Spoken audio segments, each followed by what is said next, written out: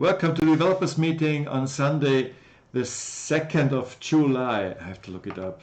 July already. Yeah, we decided to give all of us a briefing on what the current development is and what the prospect and the goals are. And I give it over to Ido. Please. Yeah, so we'll discuss today what we're going to have in a lower version. That's our alpha. We had internal discussion last week, mostly Fabio and myself, to discuss. Right now, we are refactoring the tracker and breaking it down, fixing all the messaging and stuff to be more ROS2 compliant, optimizing the pipeline. So we suggested that that most likely won't be done, and we want to release alpha sooner. So the tracker will be out from the alpha version. But what we'll have for the alpha version will be the fisheye camera, obviously, with the background subtractor and the bounding boxes. So there will be object detection. There won't be the tracking part of it, which means the trails of how the object moved in time. But again, the bounding boxes will be there. Then the user interface will be there with the seeing the live video feed and the sensory data of the camera.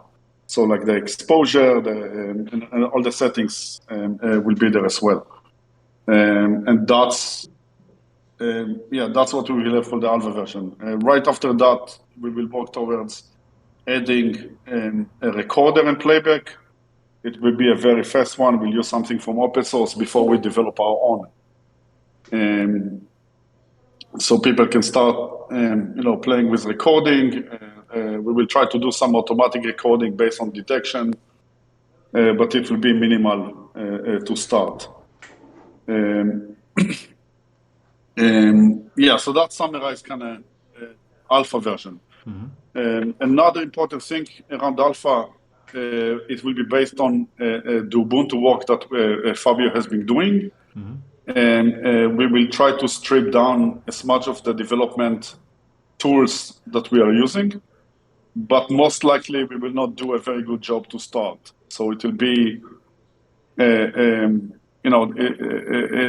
will be some cleanups needs to be done. Mm-hmm. On that. It will be based, everything will be based on Docker and ROS2. That's from, I guess, mine. Fabio, do you want anything to add around Aloha? Yeah. Damn, I can't hear Fabio.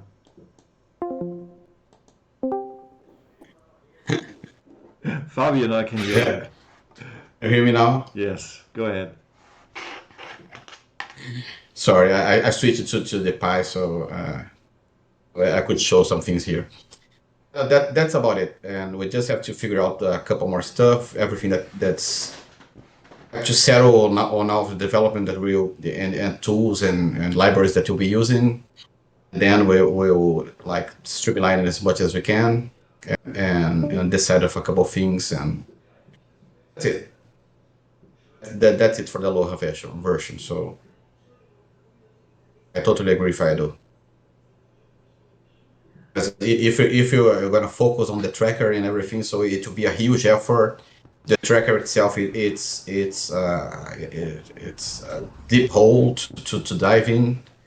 We won't have enough performance on the Orange Pi to do everything now. Mm-hmm. Mm-hmm. So it's better for us to have something working, mm-hmm. and to showcase it. So showcase something than to have a bigger thing that's not working. So. So that also implies or means that we can add, let's say, another board to having a dedicated task, let's say, on tracking only. Is that what you're yes. Okay. We can do that. So we will start with that most likely. And then once we get optimization, we will do a better job of distributing it across the compute to minimize compute. Yeah. Sure. Yeah, and then I can focus on distributing and also utilizing the NPU of the Orange Pi and everything like this. Still have a lot of things to do on the optimization level and distribution. First, we need to deliver some things so we can have at least some things to showcase and work on that. Yeah. All right. So let's say that this is the basic structure, the infrastructure, the basic infrastructure of the Aloha, where we can then in the future hook more either electronic sports sensors on it. So that's basically the idea, right? Yes. All right. I'm sorry. You got. Did you hear couldn't me? hear you. You couldn't hear me? No, you were breaking up for me. Okay, sorry. No, I was just summarizing what you both had just said. Oh, okay. Okay. Yeah. So meaning that in the future, let's say work that David and Yannick did, we can integrate as well, either on a dedicated board or where there's process power left. Perfect. Yeah. Is that what you have in mind? I'm just asking and laying That's, out. yeah, that's what you have in mind. Yeah. Yeah. Okay. Cool. Okay. All right. I like it. Yeah, I think having that kind of minimal feature set will allow us to get more people using the hardware and using the software, and we can learn a lot from doing that, I think. Yeah, and another thing that we will have with the alpha, which I think is important, is the beginning of seeing some fruits around what is our data structure, and that will be important to the paper that will be published and also for reviews, with other entities that are looking into that. And that's actually something that I'm really looking forward to, because once we have that defined better, we can get feedback and improve on that. And I really want to get the requirements from the science side on the sensors, so we can better align from software side on what the protocol is. So that releasing a law will help us with that. It will give, here is something, please give us feedback, and then we can start doing the improvements and set up a cadence on that. Yeah. True, and we'll finally have at least some data and some real image data from different stations. That will be it will be immensely helpful on tuning all the details for the camera itself. Yeah. Due to different light situations, positions, elevations. True, and David and I, we are tuning the auto exposure algorithm for daytime and for nighttime. So it's good for us to have data so we can fine tune it.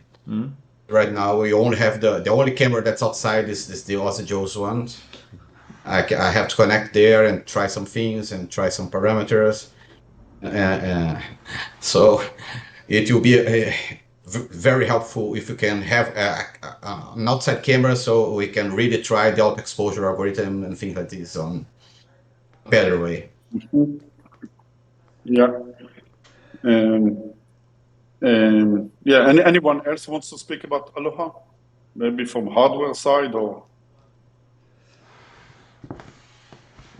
So right now, okay, go ahead. Go ahead, Rich. So the Aloha is, so we decided for the Orange Pi 16 gig. Did you have any chance to test the board? I mean, not in parallel because you only have one power supply. It's on the way, by the way. Yeah, I'm using it right now. So I'm using it, connecting from it. So it's much better than the one that I have, because one that I have was constantly at top max memory, so it was switching all the time. And right now it's perfectly fine. So I'm using it right now. It's much better. I can work better with it. So for the future, I was talking to Ido. I would suggest for us future maybe switching to the Orange Pi Plus, the new one, the 5 Plus. It has the other chip that has 4 PCI Express lanes and also has 2 0.5 gigabit Ethernet ports. That's the main difference, but it's on the same price. So for the future, we might try to switch to that one because it has a huge bandwidth, network bandwidth, and also a much better disk bandwidth also. Yes, network and disk. So cool. And when is this available? This port, or is it already available? I don't know, but it was. I think it's already available. I will check that. It's the same. It's from the same manufacturer. It's almost the same board. The difference that the one that we use right now is based on the RQ3588S. This other one is based on the 3588 without the S. That has 4 PCI Express lanes, and also it has 2.5 gigabit Ethernet ports. For bandwidth that we need, it might be better. Okay, and the NPU side is the same as the normal? The same. Everything else is the same. Yes. Okay. Okay, so that just edit peripherals. Okay. So the NPU part is at the moment of no use, basically. Yeah, I'm right now. I'm not using it. Yeah. I already find a library that enables us to use it for instance, for the machine learning part with the models. It has already a library to upload it, so it will work. Okay. But I didn't play with it. Okay. Would that make sense, for example, Yannick, for example, for your work, to make use of that NPU of the Pi? The NPU, I don't know if the package that I use is able to make use of that. So normally it just uses the normal CPU. So I can check. I can check if I find anything. Which model do you use right now? Is a custom one or? The model I use is based on a. Well, it's been a while that I've been looking at it. It's based on a Python package, and let me check quickly what the name of the package was again. No, that's fine. We can check it later also. Yeah, that is fine because.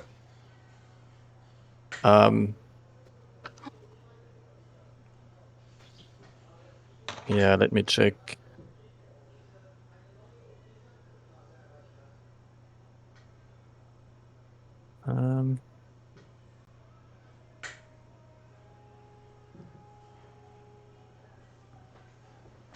In here. Just have to go through my scripts. That's okay. So I'll just continue here for a bit.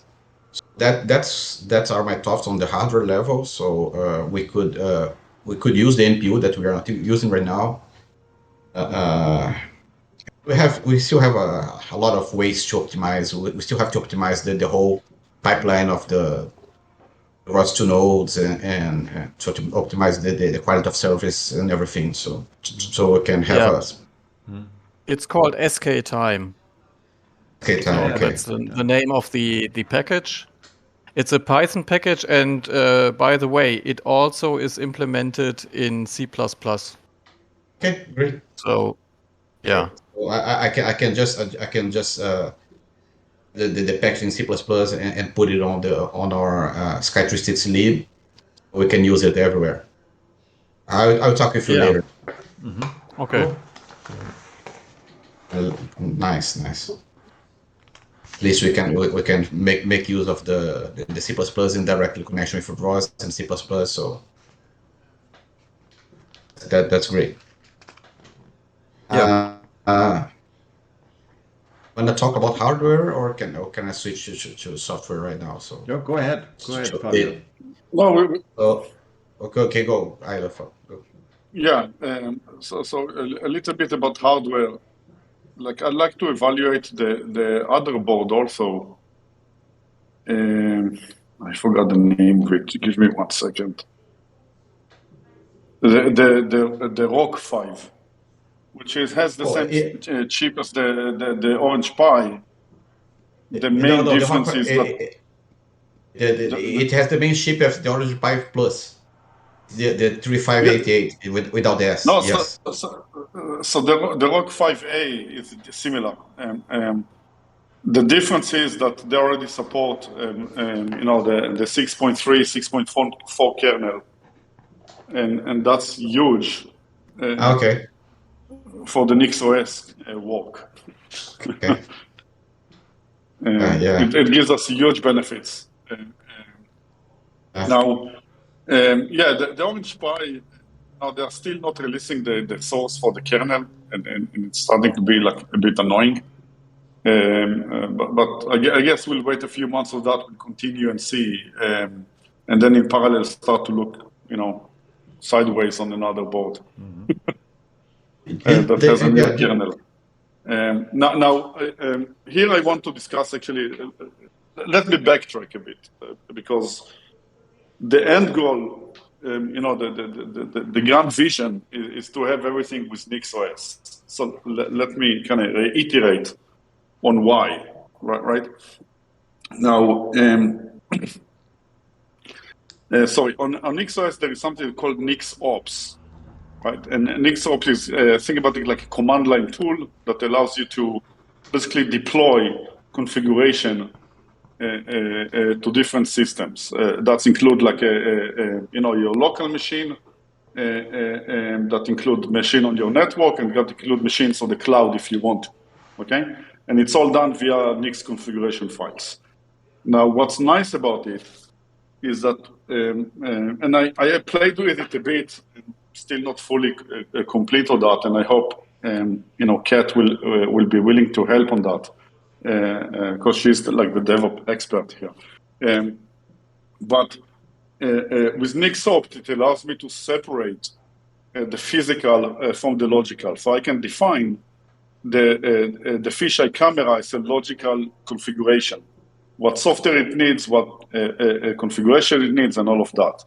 And then I can attach it to a physical configuration, which is, now I need to put it on a Raspberry Pi or Orange Pi5 or a Rock or Nuke or VirtualBox or on the cloud, whatever, right? And more than that, I can also create different configuration or different environment. So, for example, I can deploy into real hardware or VirtualBox a configuration, say, okay, now you are fully live, connected to the camera, or now the camera is actually simulated for you through a simulation, right? Like a virtualized, a complete virtualized environment that you don't even need the QHY, but you're working against a real video that we recorded from the QHY.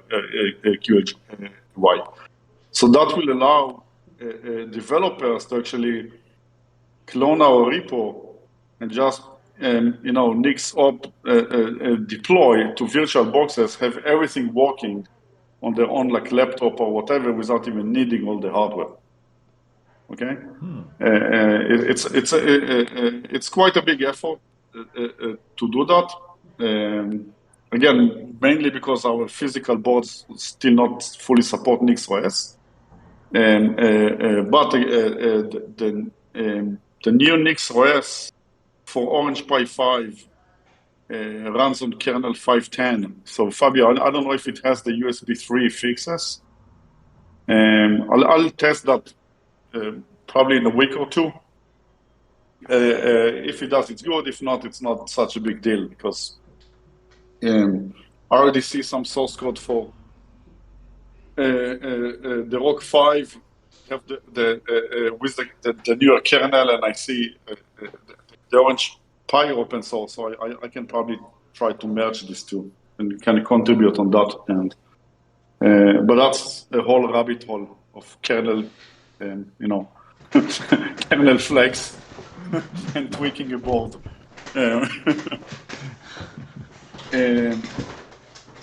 Yeah, so I'll be careful before I dive into that and see. Because we have an Ubuntu solution that works, right? It's not such a priority. But the NixOS side, with the ability to configure everything, from remote and deploy everything and make sure that the system is up to date. This is where we are headed in the future. So I will most likely start with the NUC and Pi4 because I have a few boards, and we can run the OpenMCT there or whatever, just so I can have some sort of configuration. Again, I'm not saying that. I'll reiterate. For Alpha, the OpenMCT will run on the Orange Pi5 with the camera driver and ROS2. It will be all in a single compute for now. The NixOS work will kind of break it apart, so I can, break apart the robotic parts to like their own kind of deployment. And then it's a configuration change if I want to put it on this computer or another. Mm-hmm. It's not going to be such a big deal. Mm-hmm. It's really a single line of code that you mark in and out. Mm-hmm. Cool. Okay. It's really, really nice. They did a lot of work on that. So that's around Nix.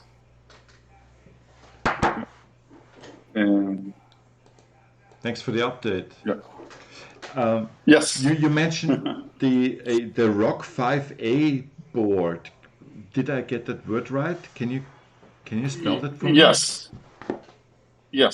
The ROC 5A board is based on the RK35888S, which is the same as the Orange Pi5. Yes. It's. I think it's a bit more expensive board. It's a bit more beefy. I think that. Compared to the Orange Pi5, it already had 2.5 gigabit. But again, I have one. I looked at it like 6 months ago, so I really can't remember much. But you could test the current image, couldn't you? I tested on the ROC 5A, and it worked. Okay. There is also model 5B, I see. I need to get myself more familiar with the ROC. It's by Radxa, so Radxa.com will get you there. I just posted the link to the Orange Pi Plus also. But it's the same chip as the ROC Plus, yeah. Mm-hmm. Yeah. Hey, by the way, what about the OpenMCT? Who is working on the OpenMCT right now? Dan is working on the OpenMCT, and I thought that once I complete with setting up my Nix deployment, I'll start focusing on that and help where it is needed. Mm-hmm. Well, maybe correct me if I'm wrong. Aaron, didn't you mention once that you are going to the UI development? Aaron, can you hear me? Aaron? Yeah, I'm here. Yeah. Okay. So I was hoping to work on the ROS2 stuff, the LCI cam, if that's a place where I could join. Okay, cool. So you need any help at the moment? What I'm doing right now is I'm just going through ROS2 tutorials so I can learn it, and then I was going to try to get the container set up for the simple tracker. Just get that, go through the code. Yeah. I was going to do that today. Okay, get it. Okay. It's sorry, go ahead. just a second, Richard. Go ahead. Please just reach out to me because we are moving away from the simple tracker. Simple tracker is a repository that we're gonna die in the future. Okay. We are building on another repository that's called ROS2. And it's most. Talking right go now, ahead. Who's talking right now? My phone is being dumb. Oh, it's Hello? Fabio. Fabio. Okay, got it. Yeah, so Okay. I'll keep you abreast of my efforts. Yeah, so basically what I was thinking is once I've completed the tutorials and gotten everything set up, you could just, kind of give me some, kind of low-hanging fruit first task, and I could, start helping out. Yeah, perfect.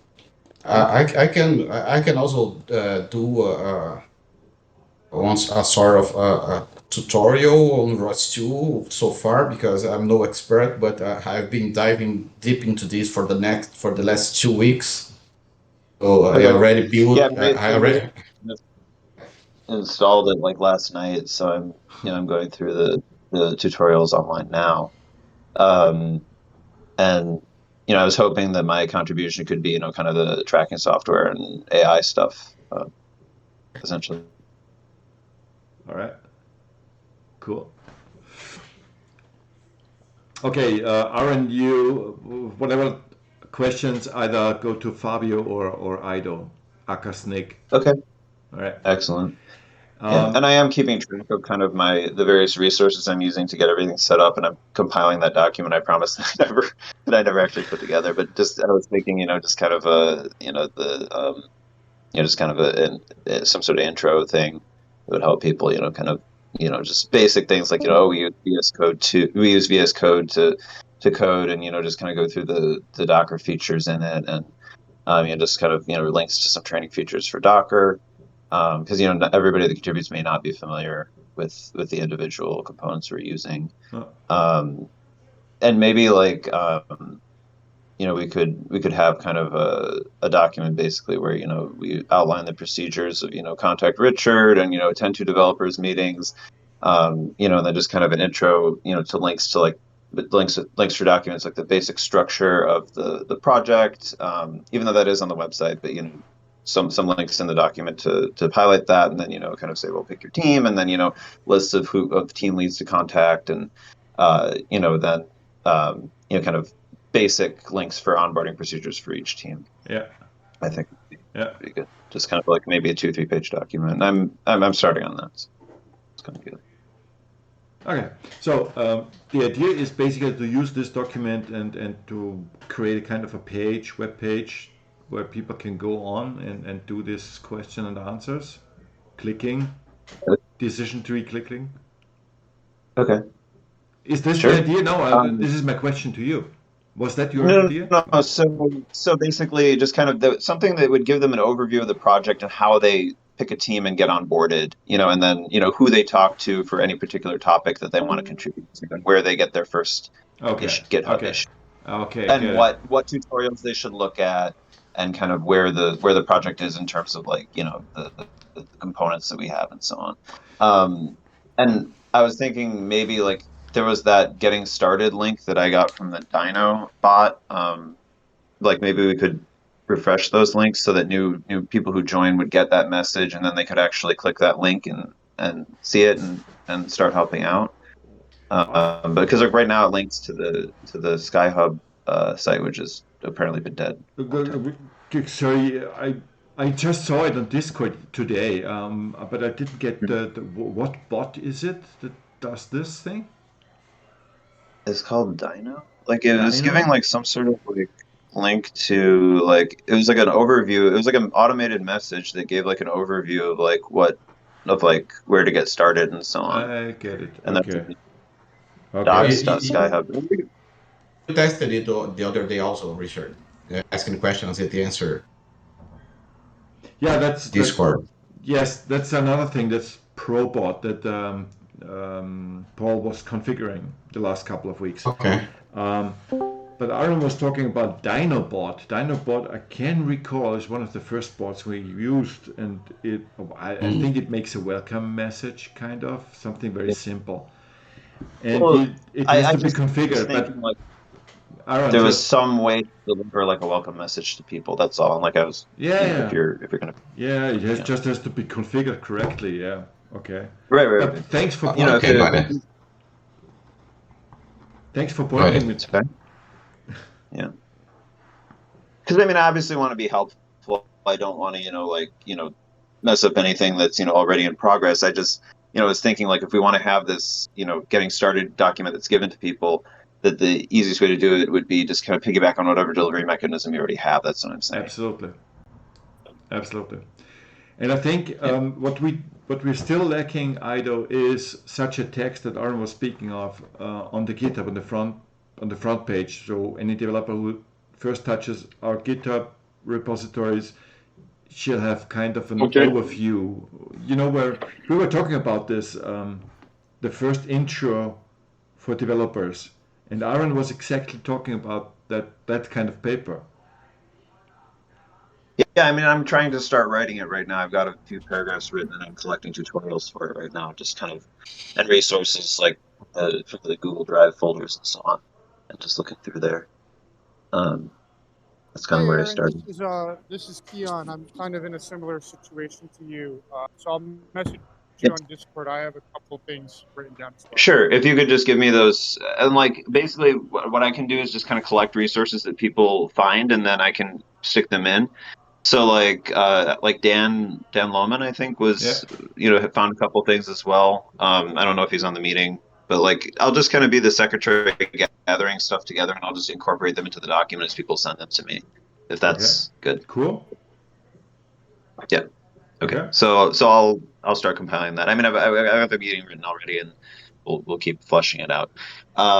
Yeah, so that's where I am right now. Today I'm just going to continue. Like I've got some time this afternoon. I'm going to just continue the ROS 2 tutorials, and it was Ido and Fabio was for ROS 2. Yes.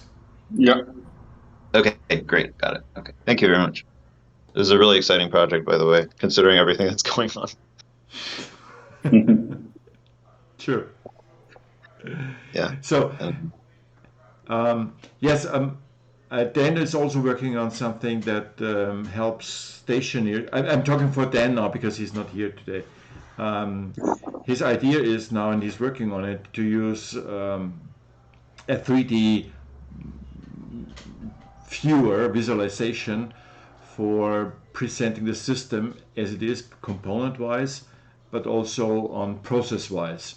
So his idea is to visualize that processes in a 3D environment. He used 3GS, and we were working the last couple of days on what the best way is, how to export our CAD data into 3GS readable components.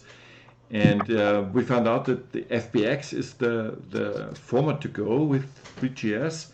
It takes the model's correct. It doesn't make necessarily meshes. It takes also quadruples, and it takes in the materials. So you have the right material, the right coloring, textures, and it even takes in the structure. So when you have subcomponents of a component, it also takes in all the structure with the real names. I was surprised that it works, and I think we will end up with the complete station around about 100 megabyte of CAD data that has to be loaded. So just an update in that direction. What I want to say is about Dan is also thinking of creating information for first-comers, especially developers. And maybe Aaron and Kian, maybe you can form that triangle. I think we have spoken about that a couple of weeks ago, but maybe you can create that triangle and play the ball between you. Okay. One thing is this 3D construction thing, is this for like stationers that would want to construct the the station and just kind of get an overview, or is it like what's the ultimate end goal of the audience for this component? At the moment, it's more. So the end goal is it can fulfill several features the wrong word. How do you say this thing? Several applications can be derived from that. So basically, the first task we set is, can we derive our models in a way that they are not huge, consuming a lot of rendering time, but just on a click and export to get the right model with the right structure and the right material, so that we can in the future update models. If you would have a long recipe of what step, what you have to do, then that would be an annoying task. So that's the first thing we found out. But yes, you are right. We can do several things. It's the visualization for stations and how to build their station. They can go on and a kind of a stepwise, let's say a 27-step process. You come back the next day on step 13, for example. If you do on one day steps 1 to 12. You can also see the components and have direct links on procurement. So for example, if you want to build the old SkyCam, what else parts are needed for that? So it should include a BOM listing, so a material listing, and with direct links for procurement. And also it shall be a process viewer. So process viewer is a big word. Now, it's a schematic viewer, let's say. So how does the system work? So it's when you see a 3D environment of the station, and you can put the hood away and look inside, and you also want to know what's going on. It's not just the electronics sitting in front of you. So but what is what is calling where's data created, where is it processed, and so forth. So that's his ideas on what the final things shall be. Some of these ideas. Got it. And also, I think you can hook your idea on it as well. I mean, if 3D visualization is a means for developers to understand a system, I don't know. Maybe people are different. I don't know. We have to see. Okay. Yeah, sounds great. Thank you. Yep.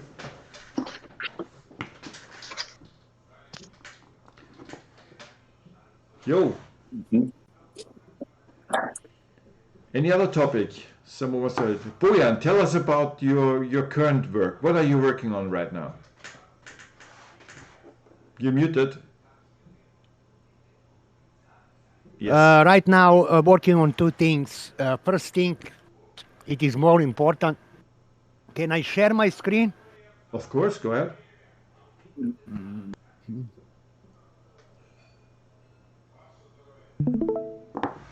Okay, this is actually schematic for PTF, but what I'm doing right now, this is older one, version 3.0.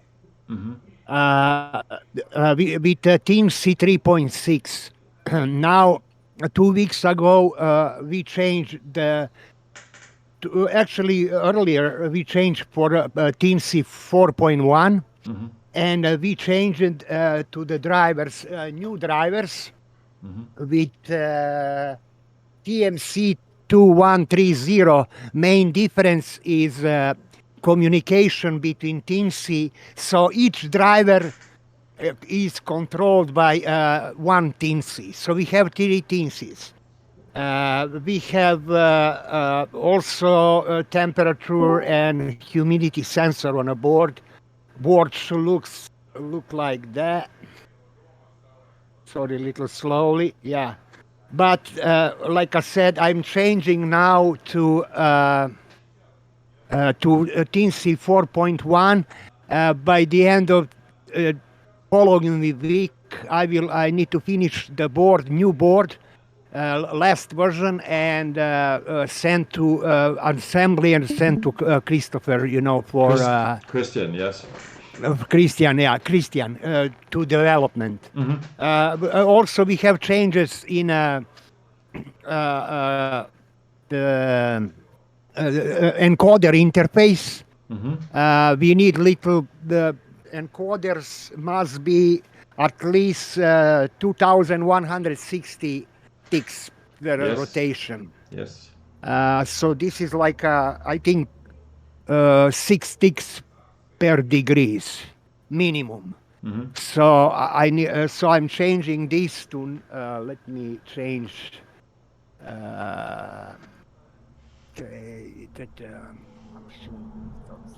Okay, now I'm changing to this one, and this is Teensy. I had to make the models for Teensy 4.1. It has little differences. Also, Teensy 4.1 has SD card, so this is up to Christian. What we're gonna do with this? Maybe we can store some software, maybe data, maybe logger. I don't know. This can be pretty open. But this last version will be more ready for development. So it will have more options. So we don't know in the end, but probably no such version 1.0 or 2.0 can be definitely. So probably in the future we need to change a little bit.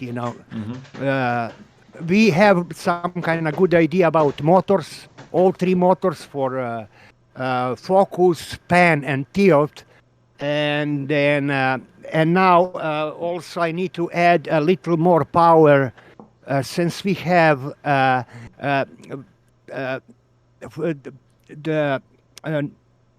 NVIDIA will be board will be supplied by 12 volts power supply, I think so, or 5 volts. And then we for PI Orange Pi. I have 6 amps on a board, a power supply, 5 volts power supply. But then Christian says maybe we need a little more, so I can add one more power supply, like a backup power supply for 5 volts in case we need it. Okay. So like I said, this is first I need to finish by the end of the following week and send boards for manufacturing, and then assembly the stuff and send to Christian. Cool. This is one thing. Another thing. Okay, let me. Wait a second, Bojan. Wait a second. Maybe we just briefly explain what you were talking here. So Bojan is developing the main board that goes on the pan tilt focus head. A PTF head, yeah. PTF head. He decided to go for a breadboard so that we can put other electronics on it. Actually, nicely to say, my main board, not breadboard. Oh, sorry, main board. Sorry. Main board, yeah. Used to be motherboard, now is main board. Actually, this is the heart of our system, So. Yeah, of the PTF, right? Of PTF, yeah. Yes. And so this main board gets some electronics on it, and it's basically for driving the motors and controlling the motors, right? Yes. And the Teensies, the 3 Teensies that go on are processing, 2 of them processing 2 axes. So one Teensy is dedicated for 1 axis. And a middle one, the third one is like a main communication between PI, maybe PI and NVIDIA, NVIDIA boards. So, but this is, the board will be made this way. So, Christian or another developers, can, messing around, checking around what is, so, I said that this board will be more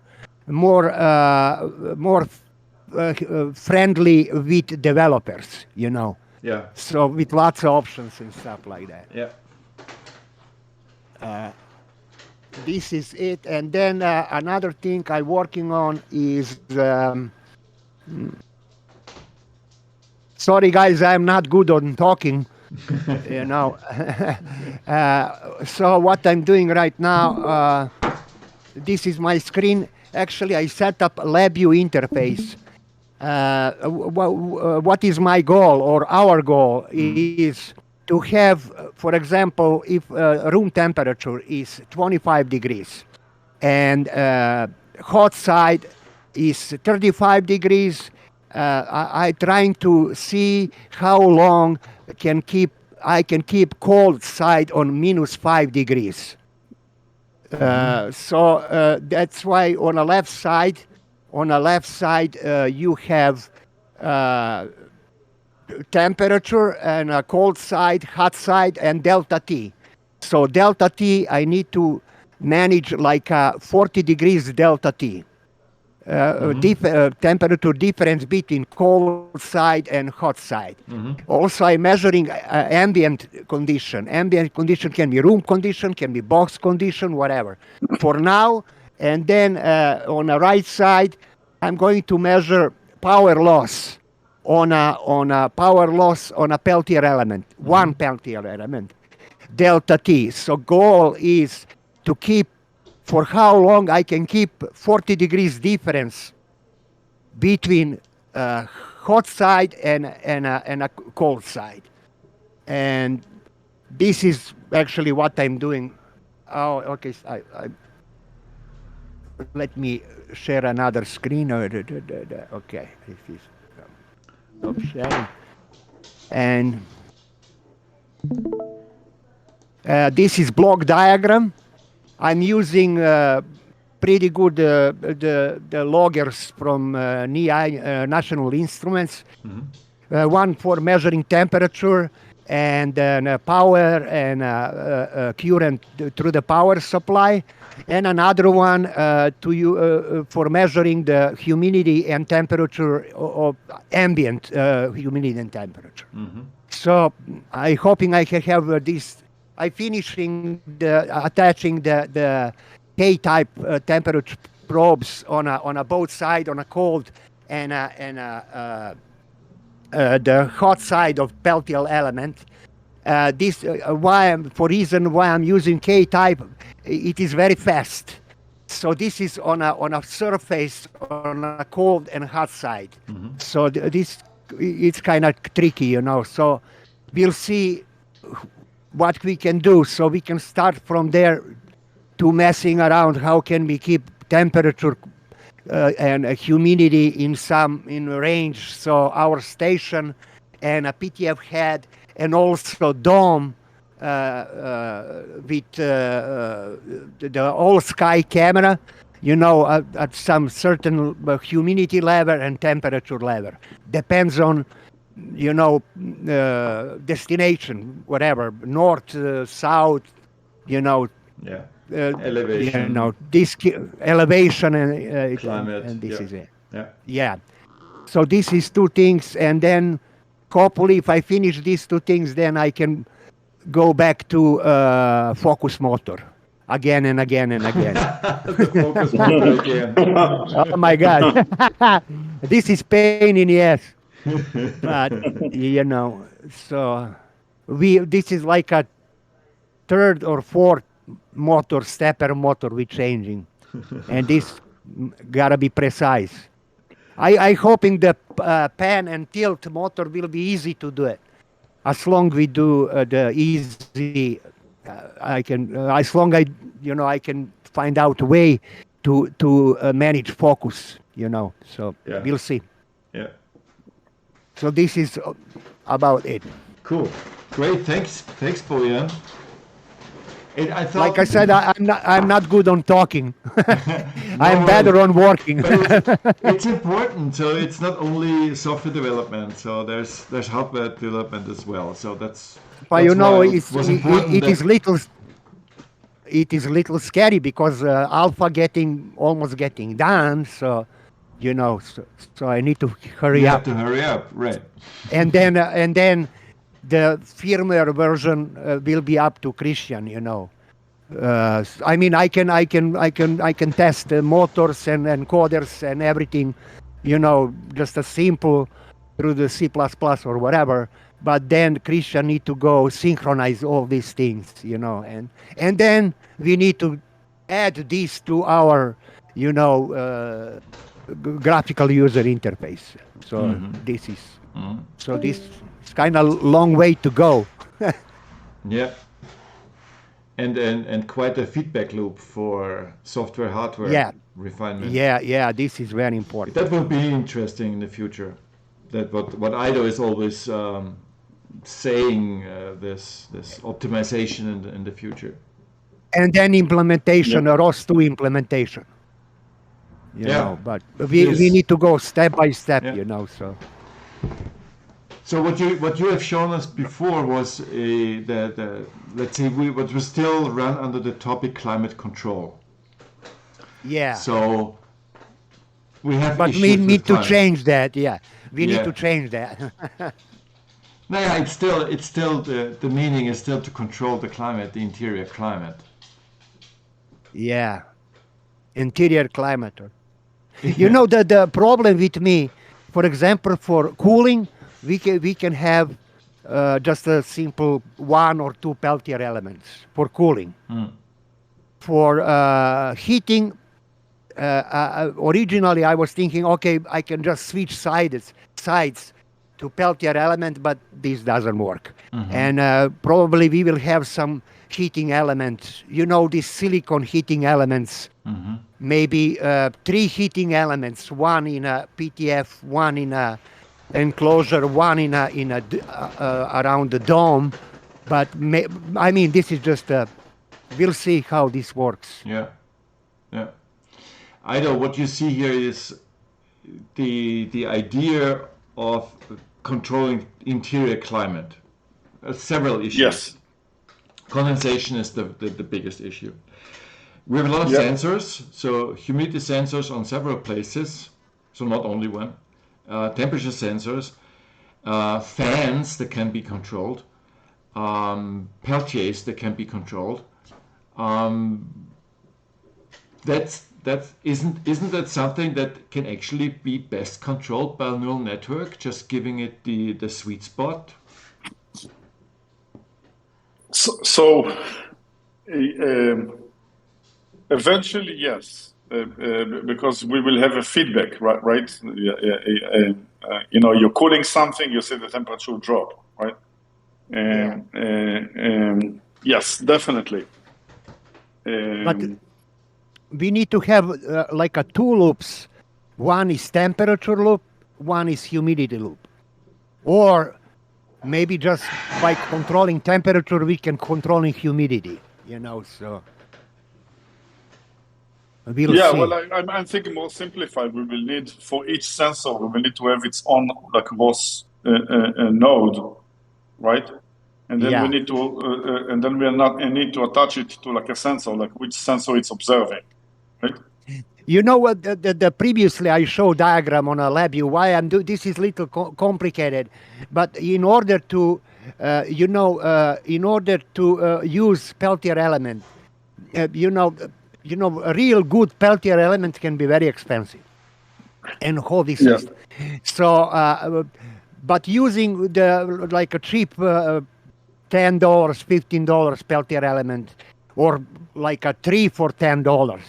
So what I'm trying to see, I like to see what we are dealing with. So, okay, I have this, I'm measuring data, I have, what can I do from this type of Peltier element? So this is like a good starting point. How many, because Peltier taking a lot of power.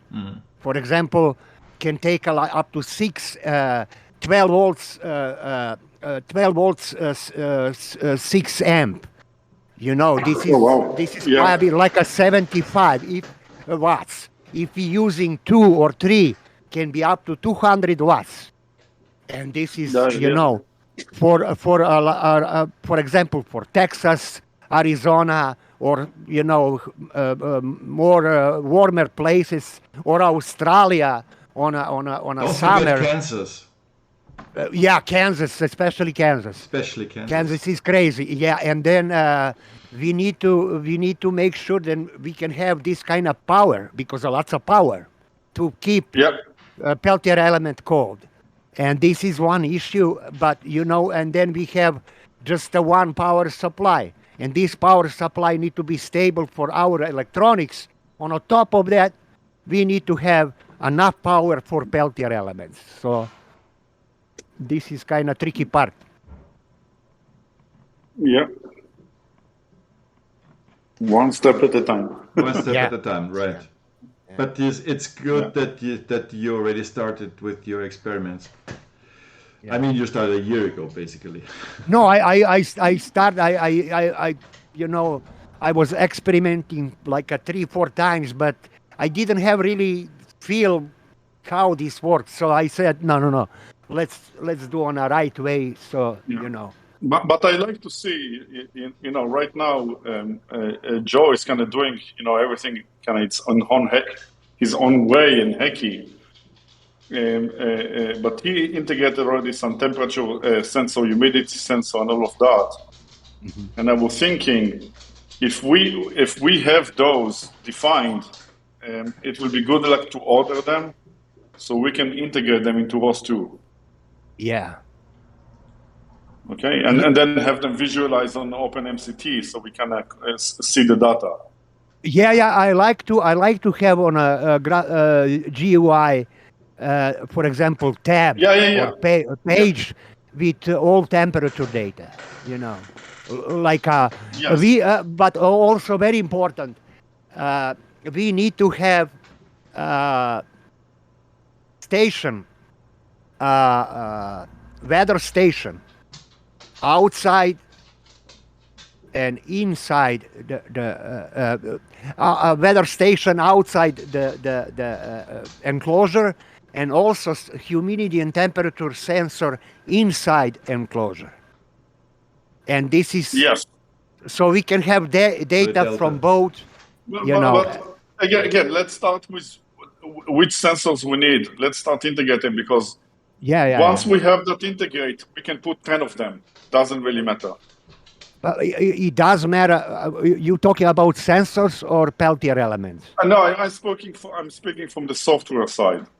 Because once I implemented the sensor, it doesn't matter to me if you give me 50 of them. It's just configuration at this point. Yeah. Okay.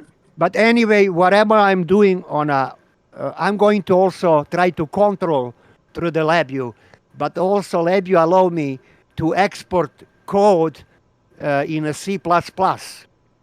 So software guys can, do whatever need to do, to implement in a GUI. But by the way, this will work very similar to how we control the camera today. So I don't know if we spoke about that, but David made a change for the exposure and everything, and now he's using a PID controller, and that's exactly what we want to use for temperature as well. No, I have part PID controller, PID controller in a LabVIEW, but also keep in mind we have a bunch of fans inside, from power supply, from PI, from nano inside the enclosure. And that's what I mean. Yeah, and that's what I mean when I speak about we need to start looking at it from the science side, and which sensors we have, and what is expected, so we can start mapping it to data messages and mission control functionality and all of that. Yeah, and I little worry about power supply, main power supply. Why? I really worry. Why? We are using computer power supply, right? Right. But I worry about power. I don't know how many 550 watts we using right now. Oh, but look. If we will find out that the power supply that we have right now is not good enough, there is always a better one, and you can get into a platinum level that give you 96% efficiency and stability. Yeah. So that will be good for you. Yeah, I mean, we're going to put lots of stuff, so. Yeah, I mean, those power supplies you can get today is 1600 watts. It's expensive, but 1600 watts, 96% platinum level utilization. So for this reason, that's like the high end. For this reason, I'm using now Peltier element 12 volts, 10 amps. Oh, wow. Yeah. So this is actually 12 volts. We have 12 volts power supply, right? The highest voltage on from a PC power supply, right? Yeah, 80 power supply. Yeah, but they go up to 16 amp on peak level. Yeah, so you but certainly can't stress them on 12 amps permanent. But you know what I'm talking. So one Peltier One line. right now I'm using is 12 volts, 10 amps. If using two, but this Second is line. for the maximum. Huh? A second line. I think the power supplies give you 4 lines, 12 volts. Yeah, something like that. Yeah. But let's see, But at the end, Bojan, if the PSU is not sufficient because whatever reason, we can make it an exterior device. Yeah.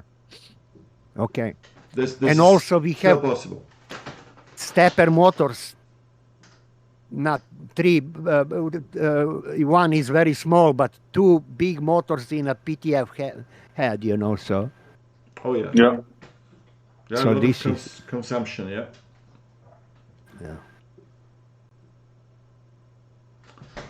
Yeah. All right. Hey guys, any other more topics? Otherwise, I would say we make it a short one this time. Okay. I would like just to showcase progress that I just made it, just with Rust 2 and the camera, but. Okay. Can you share your screen? How much camera taking? Like a 5 amps? No, more than that. 6 amps. Or cooling. The cooling. Like the camera, yeah. Or cooling, Yeah. So let me just put this down. Can you see my screen? Yes. Yeah. Yes. Okay, so this is right now my main development environment. So I will just show it's running right now. So I have here the image from the camera. It's been streamed by the Rust 2 nodes here. So they will have a nice camera streaming. And I have another node that's getting the raw image from the camera and converting it to color, and I have another node that's just used to display this image here. Okay. Mm-hmm. So I also here have a tool that's called RQ2. That's RQ2. Yeah. RQ2 that can connect to, that has a lot of plugins that can change and view the nodes and a lot of stuff. Mm-hmm. So I was able finally today export all the parameters from the camera. I also change them here. For instance, if I want to change the gain from 0 to changing the camera, it's just taking some time. But this is custom interface. Yeah, it's coming from with Rust. With Rust, uh-huh. Yeah. Rather, yeah, I have this node I will show here. This node exports the parameters, what it can change. Then I'll have another tool that gets all the parameters that can change, and I can change them here. So I can enable auto exposure, for instance, here. If I enable it here, it will just start reducing for the proper brightness. Mm-hmm. So so I finally was able to get this in view. I was just going to show here also the node graph. Yeah. Here we go. Let me close it here. Can you magnify? Okay. Yeah. Oh, yeah. So right now I only have 3 nodes, as I said. I have a now Sky Publisher node that's publishing to this message. I get a frame provider, get this message, and I'm publishing this other message. Because this message here has the raw image from the camera. So it's not a color image. It's just a mono image that has a buyer pattern. I will show you on the code. Mm-hmm. This one here gets this image, then applies the buyer conversion. This one here and publishes this masked version. It will also apply a mask, but it's not doing that right now. And then I have the frame viewer. That's the one that just displays the image here. Mm-hmm. Yeah. So that's pretty simple. As a pretty simple version. I will show another here. So this is the ASCII nodes. I'm just showing node code here, but it's pretty simple. Okay, this one is the most complicated one. For instance, what I was showing there is this. I just say what are the parameters that I can change, and as soon as I do that, then they will be available for Ross to see and change them. Mm-hmm. So it's pretty simple. So what I did so far, I have a couple of packages here on my. Just closed it. I have a couple of packages here that I created. I have a package that's for the camera. Page for the camera has two nodes. One is the ASCII camera. That's the one with the QHY camera. That's what I'm showing. I also have another node here that does with web camera, so I can test with web cameras and also video. Mm-hmm. Let me show you here. That's easier to show. Copying the nodes. Let me just do a launch video here.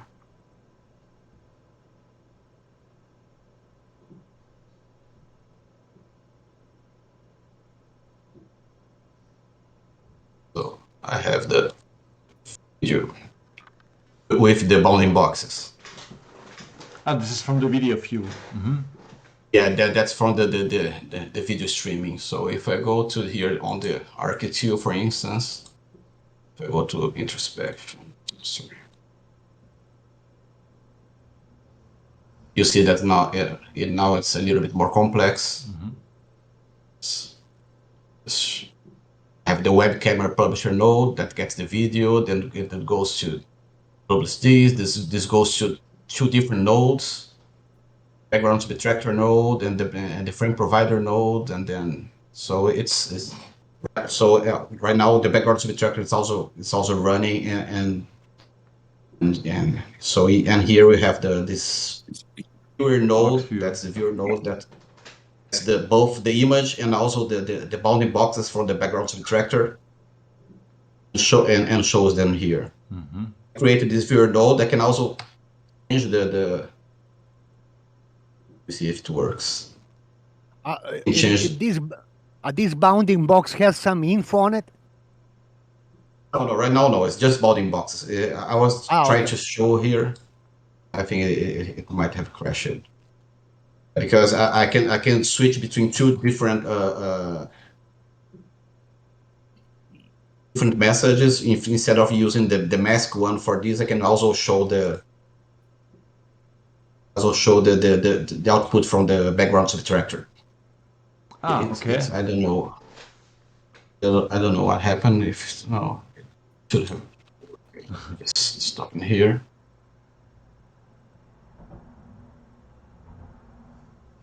And it's all XY, right? Coordinates? It's only XY and with and the size. So okay, here I can just put the configuration here. We do the instead of the way around. I don't know why it froze.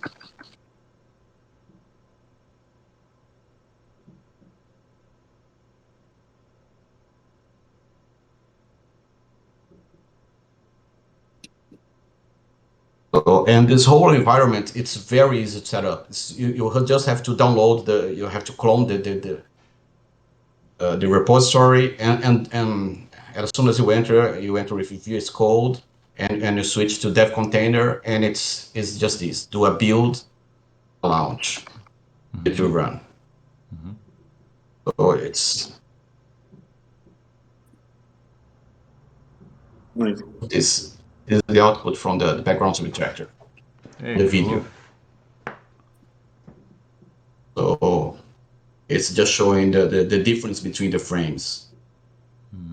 And also the bounding boxes around the differences. So it creates a bounding box around all the difference between the frames. And that's what the result of the background subtractor is. So it's nice to see it as a dedicated Rust node. Yeah. I created a couple of the different viewers for myself, so I don't need to switch to the camera. It should work, but it's not. So awesome. I'll figure out later. What I want to show is that I've created this template for node creation for C++. That's very easy to just create another node. So you just have to copy one and change the nice subscriptions that you want to create. So and the profile and the subscriptions and just do your code here. That's it. So the whole code.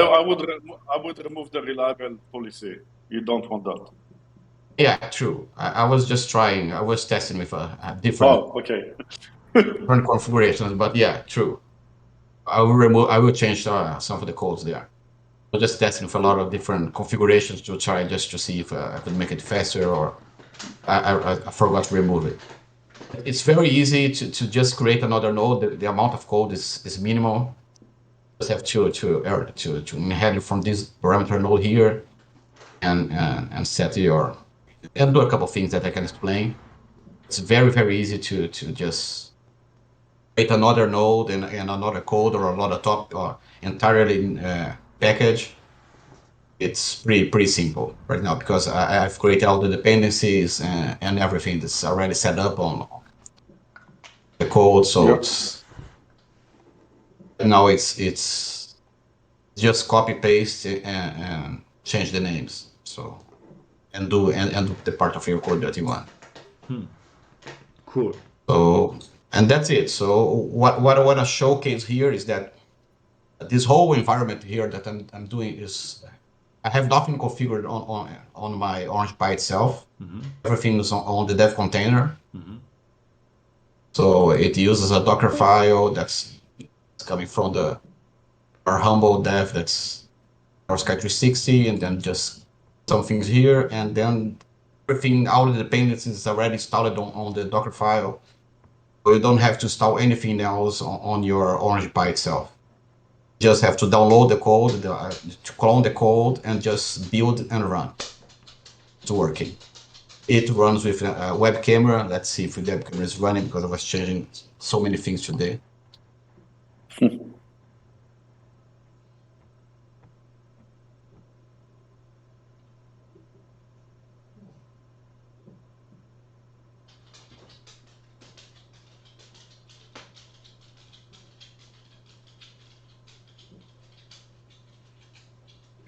It might not. It should. Webcam is green here, but it's showing nothing.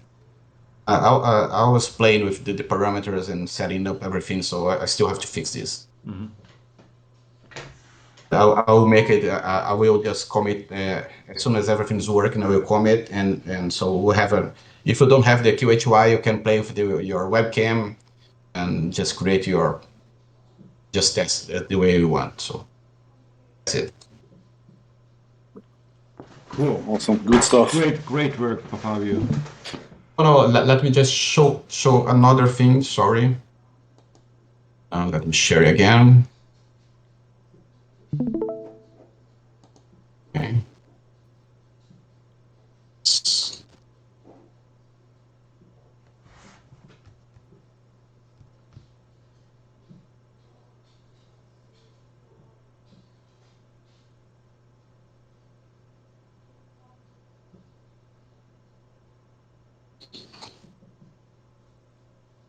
So this is the app, okay. is the app that I use to test all the algorithms and everything. So it's right now it has it's with the auto exposure running, so it's getting the exposure going up here. Now let me just turn that down for just a second. Let me just put in something here. So what I want to show is that we have this app here that me and David use it for testing. We don't. Nothing here is on the app itself. Everything here that we do is on the Sky360 lib, C++ lib that we use on the ROS2 and everything else. So this is just for testing things. For instance, let me just run blob detection here. So let me point a laser here, so I can see that.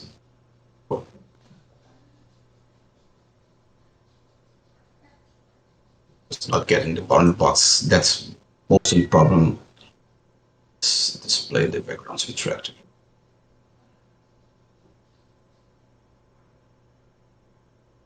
If it's getting it's getting the laser.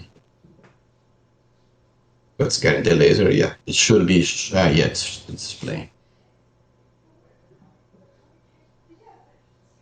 So I use this just to test things, and here it's a little bit more simple for me to test. Now also, for instance, if I enable binning, I would want to show something too.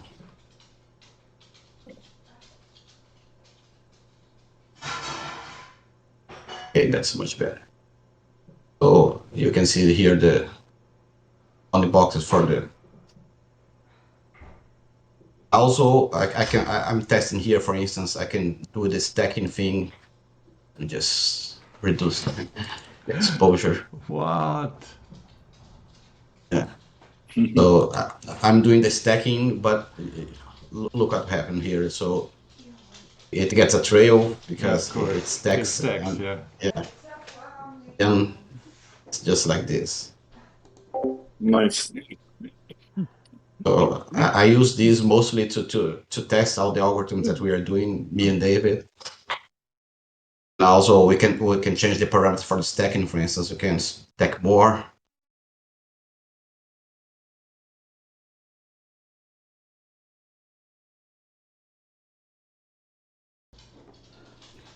Then it stays longer. You see. Sorry to interrupt here.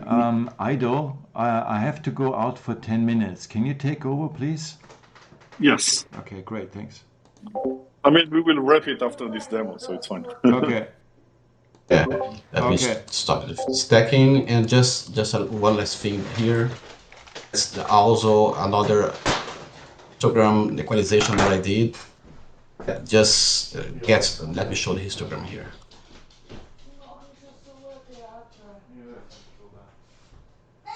It equalizes the histogram, so it's, for instance, let's switch back to the beginning.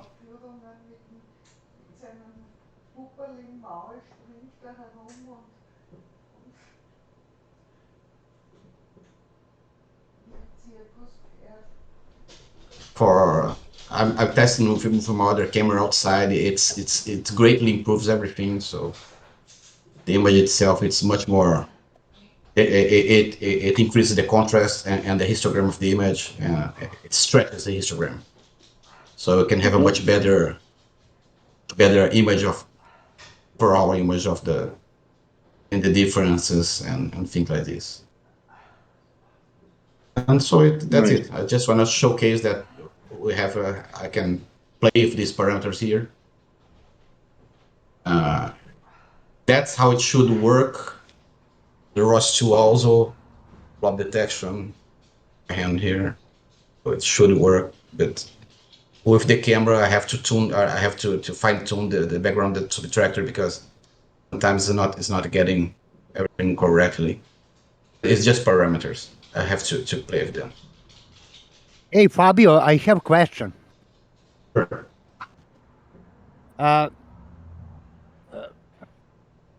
Okay. What? Actually, I don't have a question yet. I need to. No, I mean. No,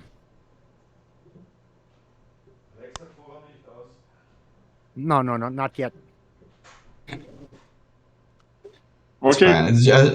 I just wanted to show this, and that's where I test most of this stuff, and that's where what I use it in Ozzy Joe's camera to test and to find out the better parameters for the night shots. Actually, the question is, can we filter image through the like a infrared filter, or to see temperature? Just a question, just a stupid question. We have to have a camera that gets with the infrared sensor, so we can. If we have the sensor and have the camera, we can do it, of course. But not only filtering the image from current camera, right? No, the current camera, it's a color. It's not a color Okay. camera, but it's a color camera. It has a filter for red, green, and blue. So it only sees in this spectrum. Doesn't see really in infrared right now.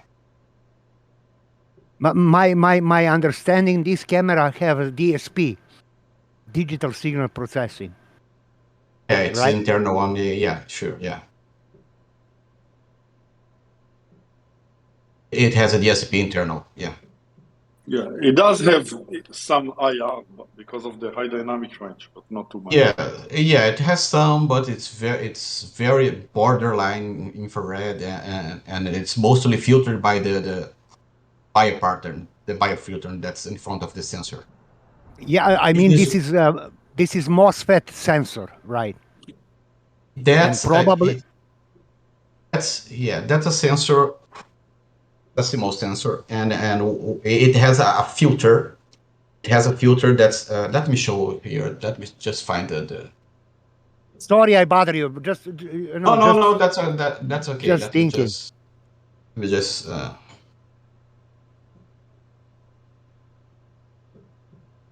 I have a document, but I don't.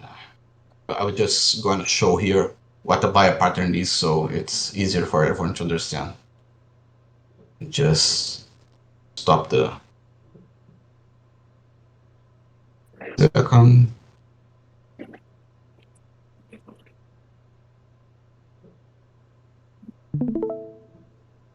Okay.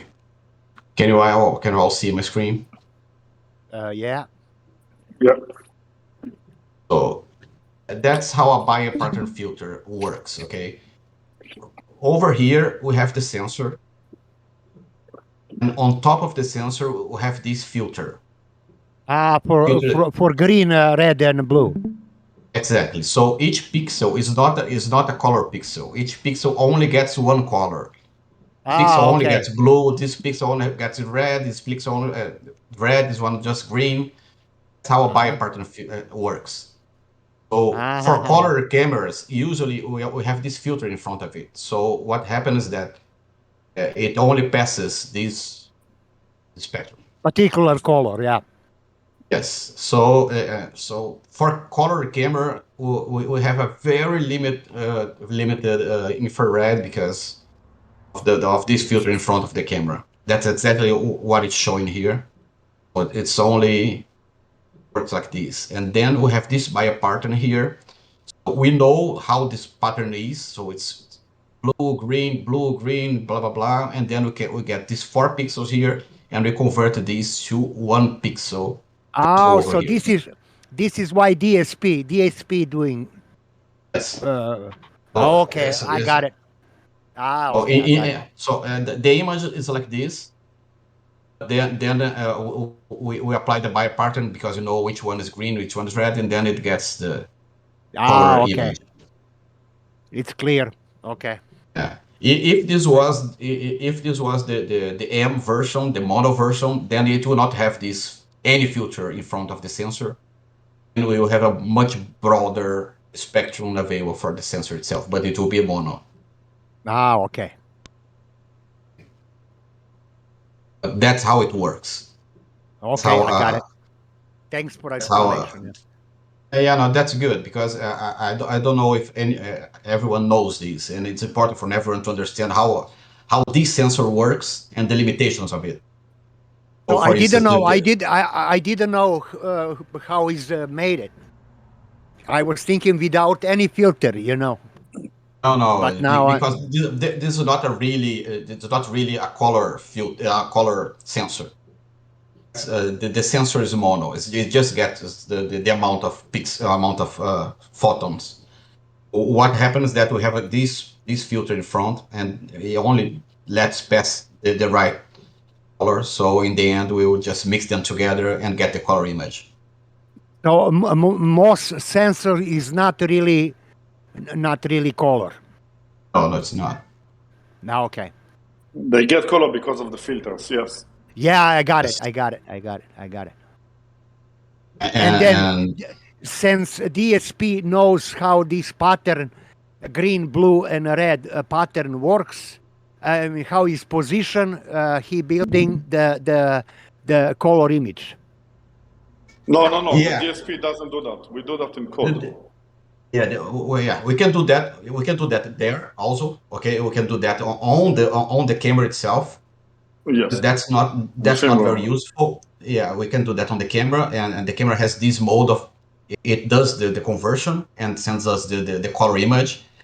That's not very good because if we do that, we'll be using 3 times the amount of data sending to the USB bandwidth. Yeah. So Okay. it's just much better to get the mono image like it is from the sensor itself, because then we'll only be doing the 20 megapixels color mono image, and then we do the conversion itself on the software side. And that's what I do right now. The camera node only gets the raw image from the sensor, and then it sends to another node. This other node applies the bio pattern on this data, then gets the color image and publishes this color image for anyone that wants to use it. Okay. I got it. That's how it works. Yeah. Okay, that's it on my side. Okie dokie. Awesome. Thanks. Okay, Richard, are you still here? You want to close it? Yeah, just close it. Yeah. Okay. Thanks, everyone. See you next week. Okie dokie. Bye bye. Thank you, everyone. Bye bye.